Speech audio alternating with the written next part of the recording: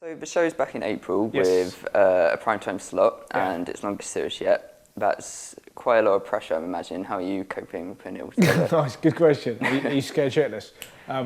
Yeah, no, it should be all right. We've kind of, I've been working on the show for a little bit now. I write it with two of my mates, so it's kind of, it's not really pressure, it's just fun, to be honest. We're sat in a room looking at stories from around the world, writing jokes. You know, it's kind of, be worse to be a fireman. Just kind of running into a burning building. All we got to do is write jokes. So. How do you manage to fit it all in, obviously, with like your personal life and all the rest of your career? Well, my personal life suffers, and it's sort of weird. You know, when if you do something that has your name on it, it has to be good. So it's like an extension of your dissertation. This is what this feels like. You know, I've not worked as hard on anything since being at university. So because it says Russell Howard's Good News, it has to be good, I think. Otherwise, I just feel terrible about myself. So might as well just do it well. And then see my girlfriend go on holiday after. That's normally what happens. At the end of the series, you're like, I should go on holiday. Yay. Try and patch it up. You always look like you're having fun in both sketches on the show. Yeah. Is that something you'd kind of like to do in the future, maybe like your own sketch show? I'd love to, like yeah. That? Yeah, I find it very... We put a lot of effort into the sketches and try and make it so it's got a little twist on the end. And it's kind of interesting. I've watched other sketch shows and they're so like laboured and sort of floppy.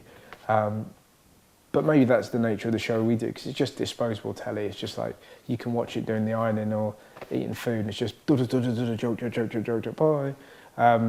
So the sketches have to be the same. It has to be like, here's the thing, boom, you know, and it has to be almost like Family Guy, you know, when they just do those quick cutaways. Sort of try and do it like that, really, you know. What were your kind of favourite stories of last series? Do you have any that are still stuck in your mind? The meercat one. There was a really nice. There was a lady that had her meercat stolen, and the way the news recovered it, because it was retrieved, they had a picture of the meercat in front of the camera. So they had like the meercat was there, and it was kind of like going along. And we replicated it and said what had actually happened, where the meerkat had gone. We sort of did this quite nice sketch of him kind of doing coke at a club and all this kind of caper.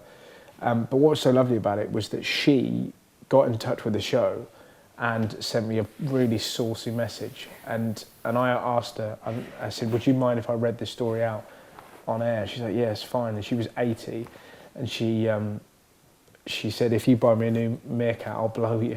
That was the thing. So it was this incredible moment of like, holy Christ, so we've got a really funny news story, we've been funny about it, and now an 80-year-old lady is offering me a blowjob, and she's happy with the idea, and she came to see me in Manchester.